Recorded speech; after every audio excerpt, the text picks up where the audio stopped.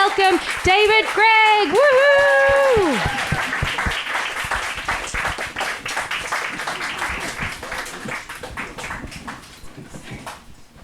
Hey. So normally when I give a talk, I have PowerPoint slides, and the PowerPoint slides tell me exactly what to say. So this is a bit of a new experience for me. So I'll be winging it a little bit.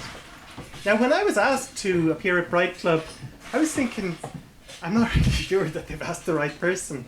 But then I thought back when I was looking for my first academic job, and I was just finishing my PhD, and my dad, who was quite an outspoken man, a wonderful man, phoned up Trinity College, and he was also grew up in England, and he said, my son is doing a PhD in computer science, and he's looking for an academic job. He's moderately bright. And so, for all of you who might be a bit worried, I come with a recommendation from my dad, so I definitely should be here. So, the work that I do is in low energy computing, and low energy computing, we're surrounded by computers. We use computers for lots of things. They're in cars, they're in mobile phones, they're in cameras, they're in all sorts of different devices. And low energy computing really matters for a number of different reasons. One of them is, I think we've probably all had that experience where we've been using our phone and the battery has run out. So we're on the phone, maybe we get a call. Hello, Shelley here. I'm just calling from the clinic and I have your test results. So I'd just like to inform you that you have, boom, the phone goes dead. And in that sort of situation, inevitably, your natural hypochondria kicks in, and suddenly you're thinking, oh my God, I've got cancer, I've got a tumor, I'm going to die of a tumor, oh my God, I don't know what I'm going to do. And you work yourself up into a massive state until you finally get to a landline, and you get back onto Shelley, and you talk to her, and it's such a relief. She says, no, it is not cancer, it's chlamydia. And that's such a relief. So a second reason why low energy computing is so important is that computers, when they use energy, they create heat, and whenever they create heat, the computing device can become too hot. So if you're calling somebody, if you're calling your mom on your mobile phone, you're hoping to talk to your mom. You're not hoping to get third-degree burns. And similarly, if you're using your laptop and you have it on your lap, you're also hoping that it'll be nice and cool and you won't get any burns in that sort of area either. And the third reason why low energy computing is really important is when we use energy, of course, it creates greenhouse gases. The greenhouse gases cause the Earth to heat, and that causes the ice caps to melt, and it causes baby polar bears to die. And how do you think their mummy and daddy feel after that?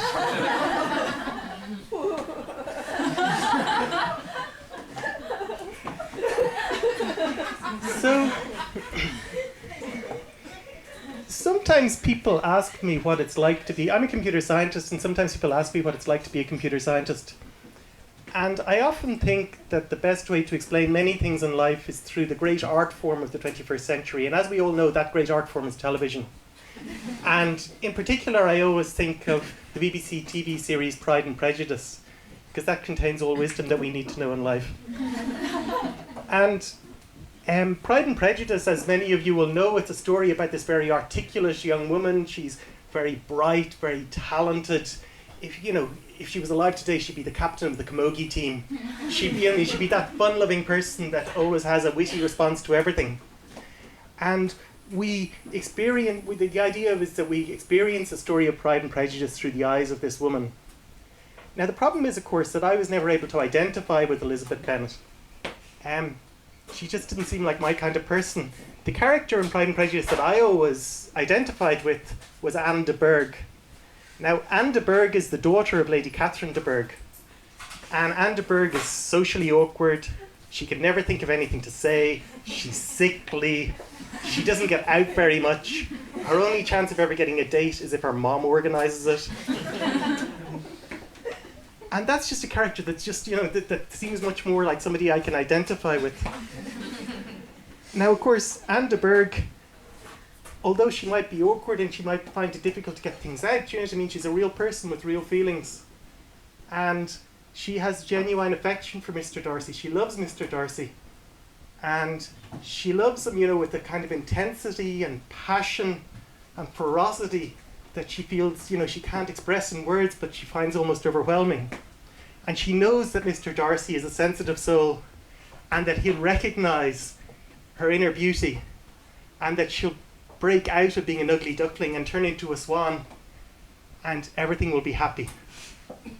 But of course, we all know what happens next. Mr. Darcy marries the popular, cheerful woman and poor Anne de Berg is left all by herself. And that's kind of what it's like to, you know, to be a computer scientist.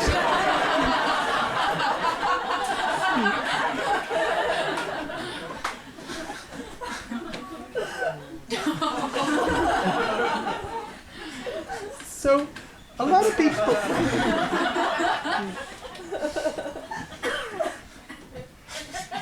A lot of people, when they think about computer science, they often think it's about computers.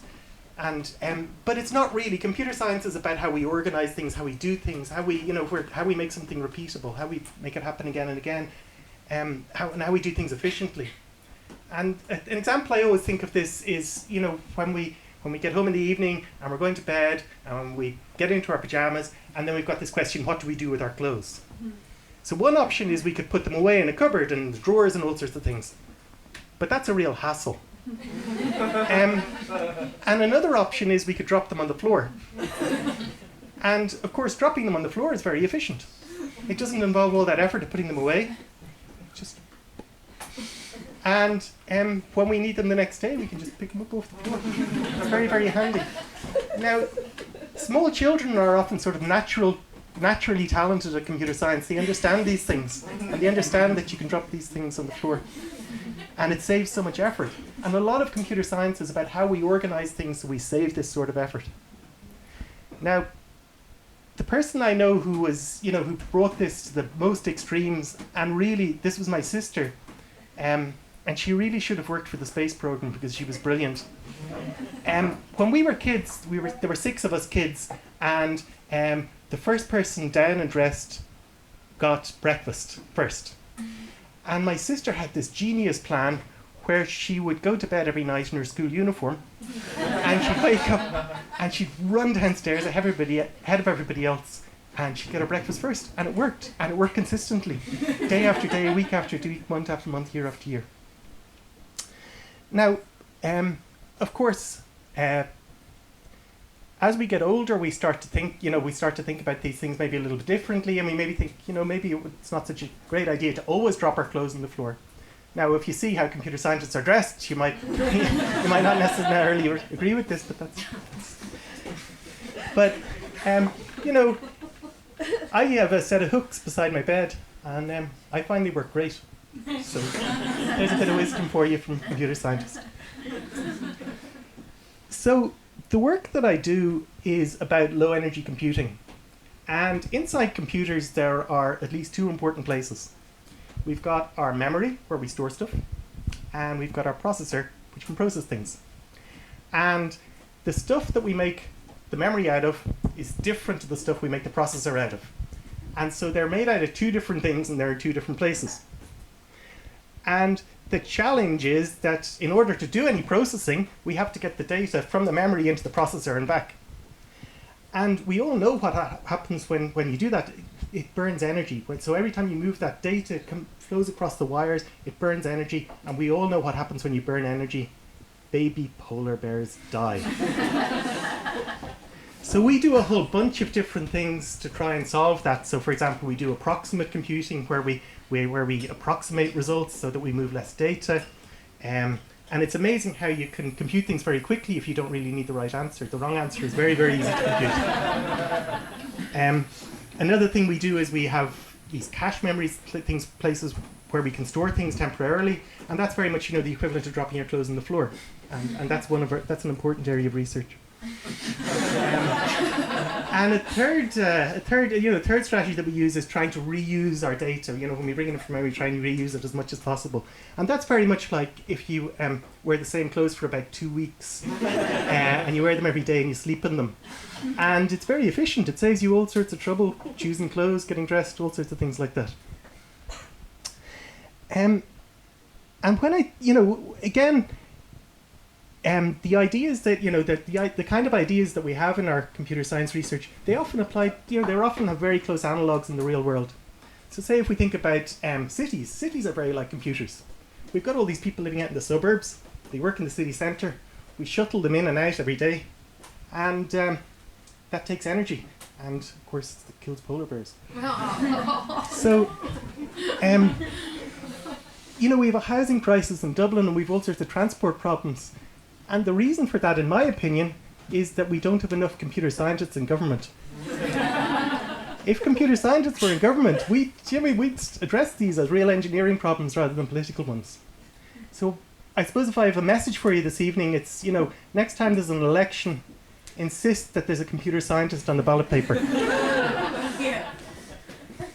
So if I could just sum up my research, why my research is important, I suppose, the research is important because it saves you from getting your ears burnt. It tells you whether or not to drop your clothes on the floor. And it solves problems around energy. And I suppose the ultimate goal of my research, what me and my PhD students hope to achieve someday, is that it will be possible to use your computer without killing any baby polar bears. That's David Gregg. Woo!